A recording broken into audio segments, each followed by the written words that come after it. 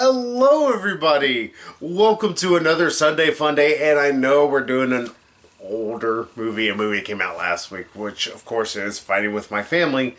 But in our defense, were shit show times last week, and nothing really came out this week that we just absolutely had to see. Two things did come out: Greta and Medea's family funeral. Yeah. Like I said, nothing really came out this week that we really just had to see. So we cheated a little bit. Yeah, so when saw Fight with My Family, those who do not know, this is about Paige, the wrestler, WWE wrestler, now retired wrestler. Sort of.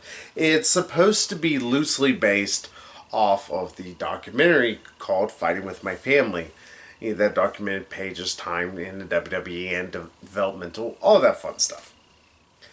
Though, I am not going to give my opinions first because I will let y'all know I'm a bit of a wrestling fan. I have it far arm's length than I used to. I used to be a really big wrestling fan, especially back in the Attitude Era. I kind of fell off about when John Cena became really, really big. Not because he just really was a terrible wrestler, just the wrestling began to get a lot less interesting to me, and there was really just, in terms of force of personalities, before CM Punk came back, or came in, there was just really John Cena, and nobody else really grabbed me. At least during the Attitude Era, there were multiple wrestlers I cared about. Hell, even mid-card guys I liked. But that's neither here nor there right now. So I'm going to let the non-wrestling fan give her opinions first, and I will randomly interject because I'm an asshole. Yeah, I was actually about to say, like, unlike Charlie's, like, I didn't really grow up with wrestling. I kind of tried to get into wrestling. I can't. It's just, maybe it's because, like, the era that I tried to get into it is like, okay, this is kind of boring. Which era did you try to get into? I think back when we were in high school.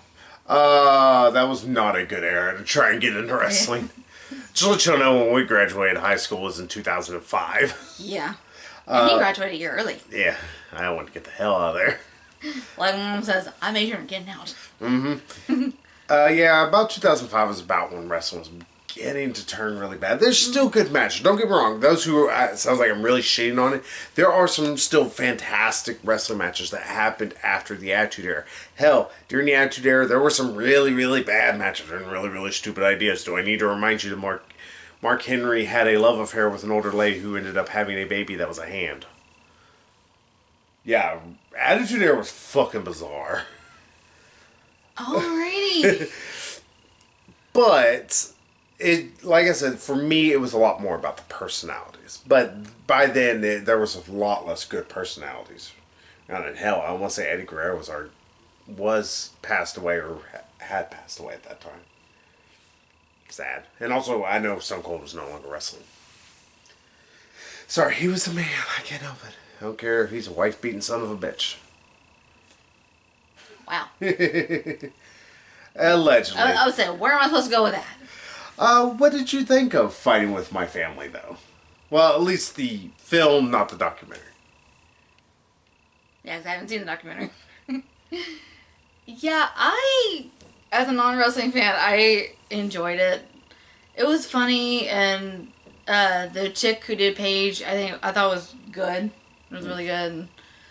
And, just overall, I think a lot of good, like, chemistry, like the whole family just playing off each other just so well. And yeah, Nick Frost and Lena Headey, I think is how her name is pronounced.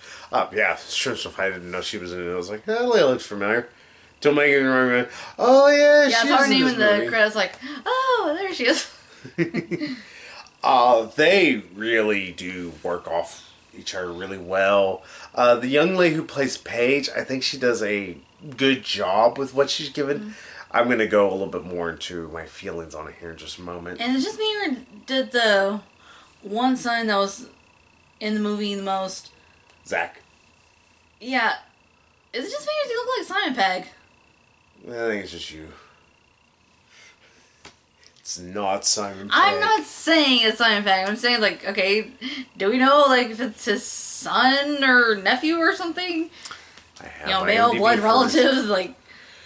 Because that would be funny if, he was, if if Simon Pegg's son was playing Nick Frost's son.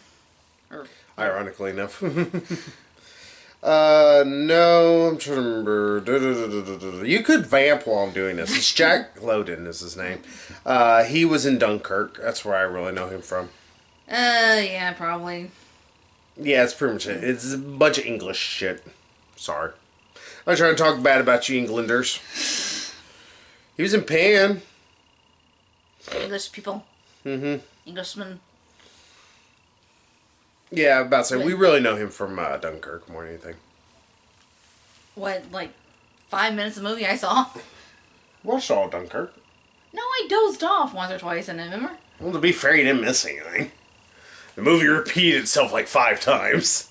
Well, all of a sudden, like, they were in one place doing one thing, and then all of a sudden, like, they were, like, in a submarine or in a boat or something, taking on water. They were very much the Lonely Island. They were on a boat. Ow. I could not tell you what.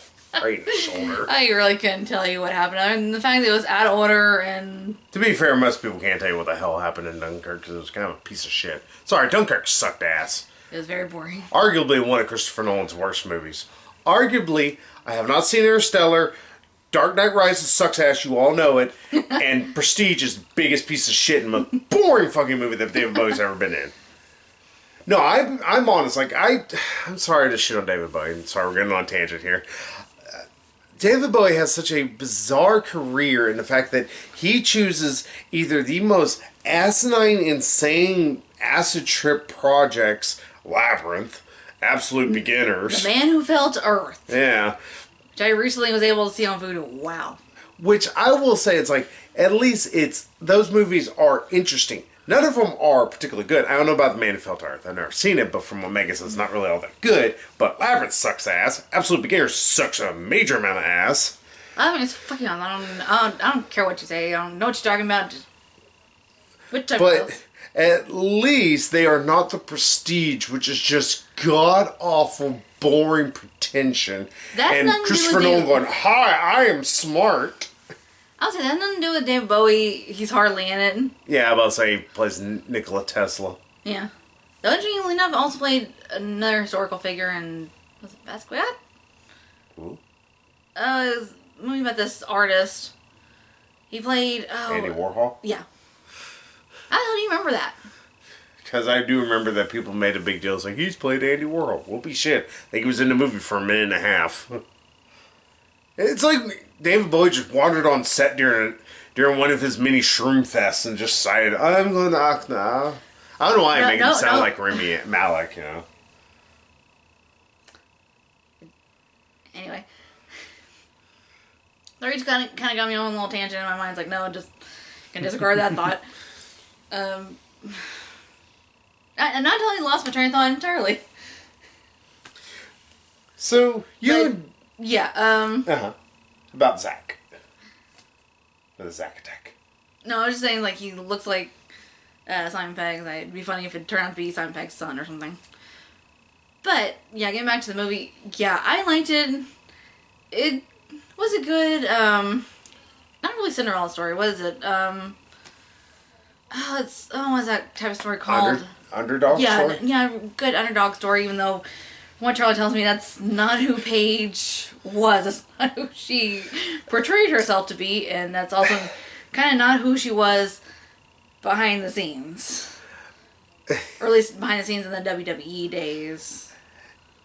I don't have a whole lot of issues with Paige. I thought she, just to talk about her as a professional wrestler, I thought she actually was really good from the matches I've seen from her. Well, minus her AJ Lee match. Gotta get into that. Mm-hmm.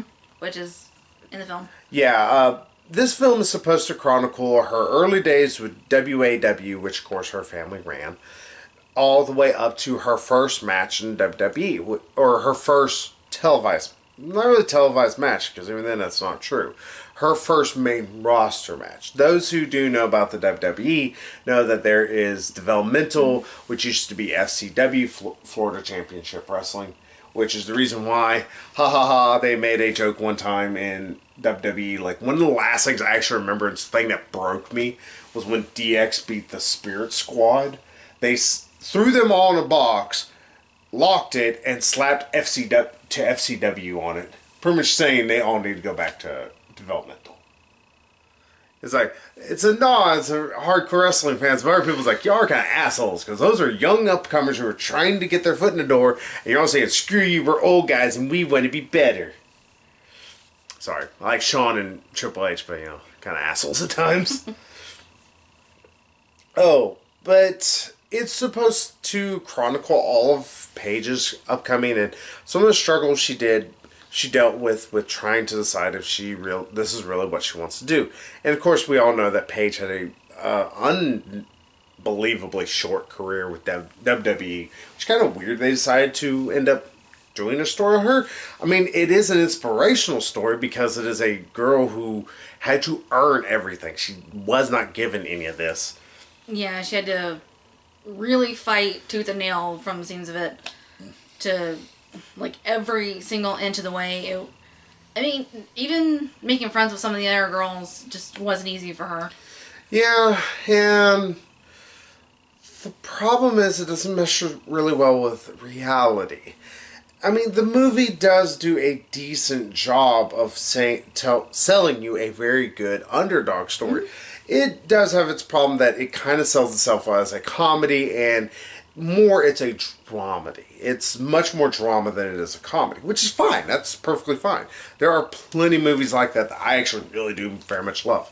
Argo is one I could think of, though that one's more drama-y. Because there's just some comedy, but more it's just with John Goodman and... Argo, fuck yourself. Yeah, Argo, fuck yourself, the best thing ever. Yeah, by the end I was like... Yeah. Even though you know what happens, like, you're just on the other side, like, come on. Just get on the plane, get on the plane. On the plane, like, you're just on the edge of your seat, just... Mm-hmm. It's like, just tensed up. Yeah, yeah. There are plenty great dramedies out there, and this one, it's a very good dramedy, I think. Nick Frost, of course, is always hilarious with everything. Lena Headey is actually damn funny. Like, she should be in more comedies. Like, she... Yeah, it's just like, oh, the fat one's crying. Oh, I'm not crying, just large the dog. Yeah, it's all funny little bits. There is some great family drama, of course, between Zach and Paige, which was talked about in Fighting With My Family, the documentary, which is actually pretty good. It's a little traumatized here and there and a little silly almost. Now, prepare yourself with a pillow, because there's a giant butt coming in here. But where the movie loses me is with its touch with reality. Why I have my problems with its touch of reality, it begins, this is a true story. First off, this movie does nothing to actually talk about some of the actual hell that some of the wrestlers went through with less FCW, but more importantly, NXT. I'm not saying NXT is a perfect system. In fact, it's leagues better than it used to be, especially since Bill DeMott is gone. Mm. But Bill DeMott was around in his time, and I know they're not going to talk about him, but pretty much what they show is, hey, Paige and Zach go to a tryout. Paige is the only one accepted. Zach is turned down. That we do know happened. He's crushed and unable to move on with his life.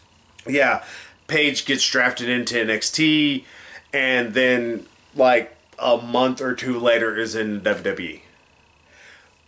No basis in actual reality is the biggest problem with all that. And it really does suffer from the fact that I think there could be, surprisingly enough, even though this is a movie about wrestling, more wrestling. There's a few decent little matches here and there. Maybe the actress didn't feel comfortable with it. I'm not sure. Maybe they couldn't find any other actresses that'd be willing to portray themselves doing wrestling, or hell, like just to talk about the final scene, one of the final bits of the movie. It is Paige winning her first match against AJ Lee and winning Divas Championship. Now, if that surprises any of y'all, the match is nearly 5 years old. It's on YouTube, for crying out loud. In fact, Megan came up and I was watching it because I'm like, all right, I'm trying to remember because I don't remember that match playing out that way. Like they show in the movie. The hell, they don't even get AJ Lee to reprise herself. It's like, yeah, I know AJ Lee and the WWE are not on the best of terms, but they couldn't even be bothered to bring her in for at least this little bit of a cameo. I mean, there's no real wrestlers besides The Rock, Big Show, Sheamus, and The Miz. Which The Miz doesn't say anything. Sheamus and Big Show have a really funny little tiff, which is actually legitimately just adorbs. And I was like, do you know what's in hot dogs? You know what's in it? No, I just eat the hot dog. It's just funny. Sheamus being Sheamus and Big Show seeming being Big Show. But that was a weird thing. It's like, this is supposed to be about WWE up-and-comers, and there is none. Hell, they didn't even get Paige to reprise herself. I mean, probably because since they probably like, yeah, we do need you to do this. I will say the lady who did get to play her, young British actress. I cannot remember her name. In fact, I just looked it up a little bit ago. Her last name is like Pung or Pugh or something like that. I'm like, I don't know how to pronounce that. Wonderful young lady, looks similar to Paige, not quite Paige, but we don't expect, absolute certainty looking the same. Look at Sandra Bullock, the lady Sandra Bullock's based off of On the Blind Side. You'll be like, yo, don't know how y'all got that. But again, the problem here is just it's complete and utter disassociation with reality. NXT is not a perfect system. FCW wasn't even a perfect system. But they really make it out to seem like it is. Like, it is just this... Like, it's hard, but you only get what you put into it. In a way, is what the movie sells you. The truth of the matter is, a lot of people don't. There are some great indie wrestlers who just don't make it. And they don't really show that because you have a lot of wrestlers who you do not know who they are. They're not introduced with any fanfare. They're not even talked about. They're just actresses and actors.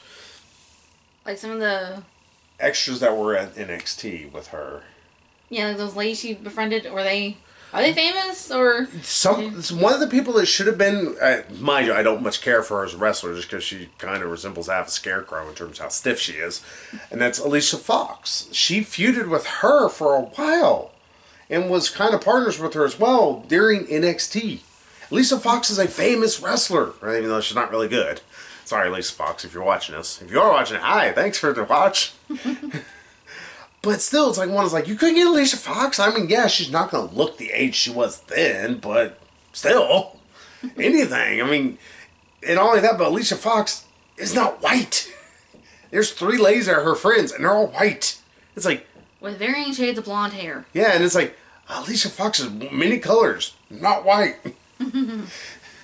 It's like, you couldn't get a black woman, you couldn't get a single... Hell, ask some of the female wrestlers right now. Just ask them, like, hey, would you be willing to show up on this? It was so weird. It was so bereft of WWE talent. Like, watch Ready to Rumble. It's a piece of garbage. But it sings so much more praises of WCW while still being fundamentally... making fun of WWE or WCW at the time. Oh, not as much as it probably should have. But this movie really does it's just WWE feels like it's flating itself at times. Like, oh, we're so great. Because again, like I said, NXT is just, oh, you just got to train as hard as possible and you'll be able to make it. One, we don't see what happens to her 3 friends ever. It's like, we just see Paige. Of course, she is the main character, but we have to... Yeah, they'll go to WrestleMania together, and then Paige is offered this opportunity to... ascend, in all essence. Go to the main roster. Yeah, to pretty much, graduate to the big leagues. Yeah. And we see her 3 friends, like, cheering her on after the match with... who is it? AJ Lee? No, yeah, it was after she finished beating AJ Lee. Yeah, I couldn't remember her name. I was about to call her Angie Lee. Ooh. Angie Lee. Something you'll hear around here in the South. Angie Lee, get back in here. This is her whole first name, Angie Lee. But anyway, yeah, yeah, you see him like, oh, you did such a great job, and everything's like, better than that, their wrestling career is never shown, and Never spoken about. yeah, there's like a thing at the end, it's like, oh, so and so went on to do this, so and so went on to do this, and but those three ladies are never brought up again. Like, was it Jerry Lee, Madison?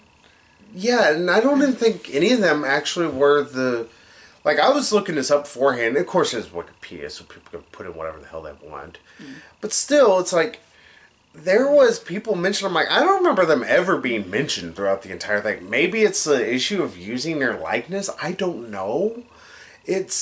But again, also, here's the other issue. Like we even said, it's like, it makes it seem like Paige gets her offer to go to NXT. A few months later, has a little bit of doubts, but comes back. It's ready to go. Not what happens at all. Paige was in developmental in all essence. It's a way to wrestle, get paid, but also learn. Those who know about it probably know about Bryan Danielson. Daniel Bryan, those who don't know, he got his real start not from Shawn Michaels wrestling school where he originally took it, but actually from William Regal, who was a big proponent of him and helped to show him a lot of different stuff. And eventually told him, hey, WWE doesn't really want you, because they did eventually release him. He said, hey, travel around, check out Japan. And that's another issue I'm going to get into here in a second. Sorry, my brain is all over the place. But Paige was in developmental for 3 years. That's kind of normal. That's perfectly fine, but it makes it seem very brief. I mean, hell, here's the one thing. Like, after FCW became NXT, one, they don't talk about the reality show aspect of it very much, I guess because they want to avoid that thing happened, because we all know it's not good. Mm-hmm. But on top of it, they don't talk about the fact that Paige was NXT champion. Women's champion. Hell, during her... Like, if you actually watch the first match she has with AJ Lee, what is one of the things they mention? That she's NXT Women's Division Champion. They don't mention that in the movie at all. They don't mention... They show her having one match in NXT. One! Are you shitting me? Yeah, Rashina Parter perfect this... Was it suicide? Yeah, it's suicide dive. It's going through the ropes and knocking out your opponents. And here's the other thing. That actual kind of match did happen, and they lost. So it's like one was like, I don't know what you're doing, movie. Like, I remember I was watching a bit, I'm like, okay, this feels like it's supposed to be a Rocky moment. But again, it's like, what time is it constantly? Yeah, maybe doing like Bohemian Rhapsody, just taking a few liberties with the timeline. And a few? It went up to the timeline with a baseball bat going, guess where this is going? Just... I was doing the Deadpool thing. Mm-hmm. Like, oh, just fixing the timeline, don't mind me. Oh. It's not that I'm saying this movie needs to be like 4.5 hours long or anything like that, but there's really not enough talk, I think, about the developmental process. There's not enough into that. Like, it's only about Paige getting better, but it feels... It would help with timestamps. I think that would have helped a little bit. Show, like, she's going on a plane, it's this year. Show a reason why she feels so alone or anything like that. Show it's been not just months, because then it just makes Paige feel weak. That's the biggest problem. It's like, Paige is not a weak wrestler. Show that she grew stronger and kept getting... after her first year, maybe she was starting to have some doubts, but then her brother gives her that speech, just keep showing little timestamps. Her getting not just a better wrestler, but getting more confident in herself. Becoming a better person. That would have made it so much better, I believe. You could have still had your Rocky moment, but just have little timestamps. Boom, here's like a year later, look, she's kicking ass and about to win the NXT Women's Division Championship. Something like that. But instead, it makes it feel like she just went to NXT, was cool, and then went straight to WWE's thing. And it's like, that's not how any of it worked. That's not how any of it happened. Hell, another thing that they just completely gloss over, or they don't even gloss over, they don't mention, they make a deal that she's part of her family's wrestling. Of course she is. But they don't mention the fact that she was a indie wrestler throughout all of Europe. In fact, all her family is. They really make it seem like her family is absolutely just poor, complete nerd, dung heap, only work for their own wrestling thing. That's not how any wrestling is.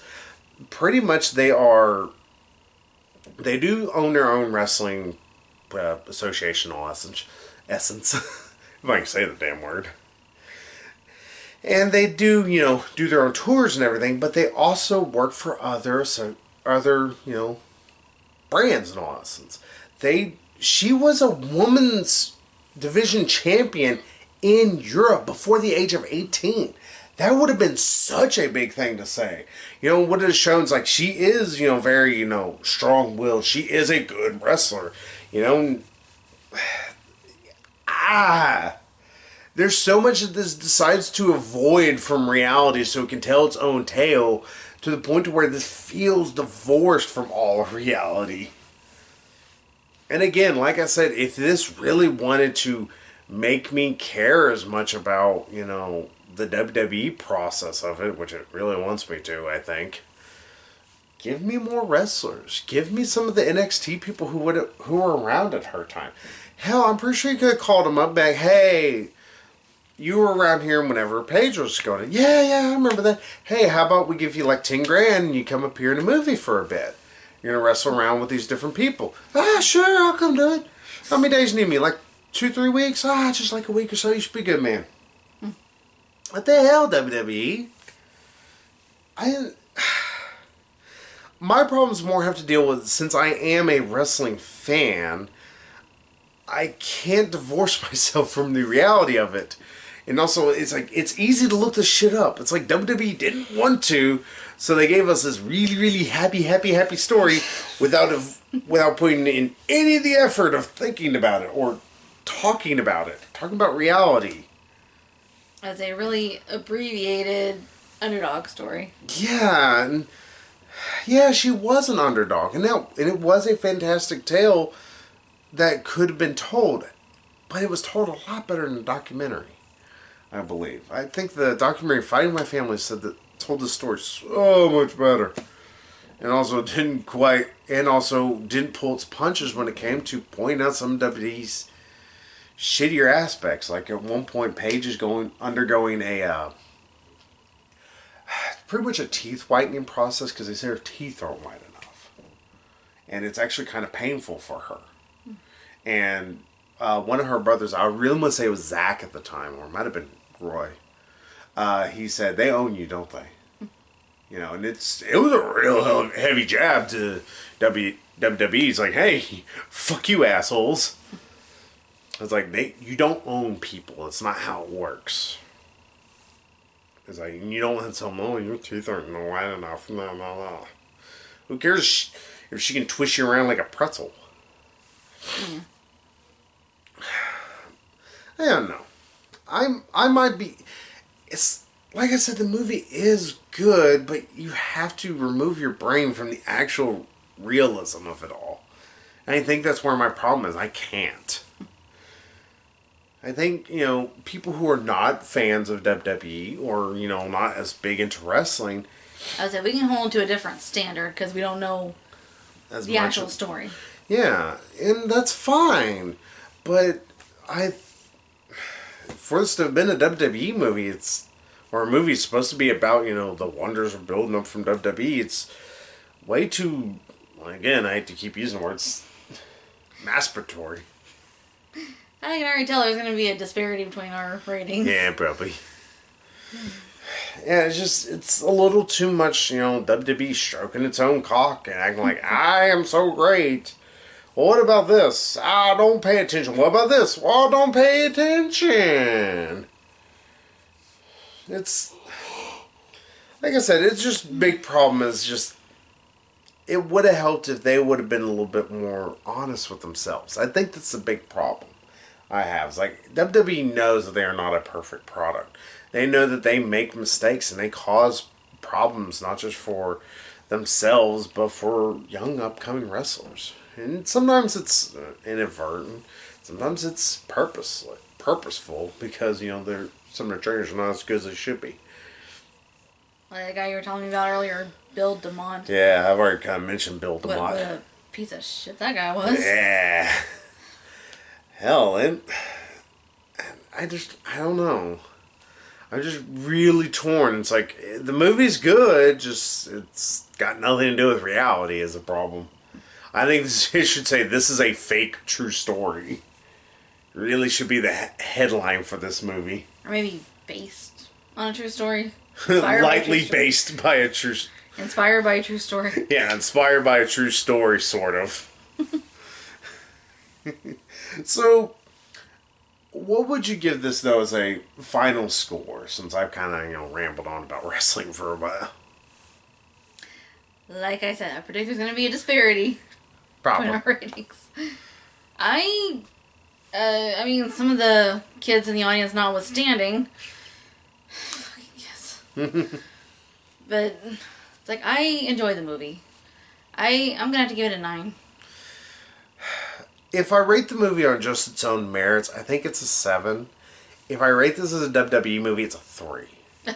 It's got so many problems to deal with the actual reality of it. But in true, honestly, it's a 3. I cannot give it better than that. I don't feel right as a wrestling fan and somebody who does know a lot about the behind-the-scenes shit, especially with Paige. Sorry. I like Paige. I really do like Paige. I think she's spunky. I think she's funny. I think she played a great heel when she needed to be, which that was a weird thing. They really wanted to make her a big baby face. Like, Paige is kind of really great as a heel. Y'all do realize that, right? And also, not only that, but we don't mind a heel story. Like, what do people love about the Iron Sheik, DVD? It wasn't because of what a great hero he was. It was because he was a batshit crazy bastard. It's like, I would love to learn, I want to watch the Ric Flair documentary. Ric Flair was always a heel. Yeah, I could easily have seen, people keep calling her a freak. If she decided to play that up, it's like, okay, you want to call me a freak? I'll give you a freak. Just kind of play it up. Can be kind of, this bad girl, weirdo type, That's kind of what she was. And that's the weird part. Well, yeah, it's strange they didn't really play that up more in the movie.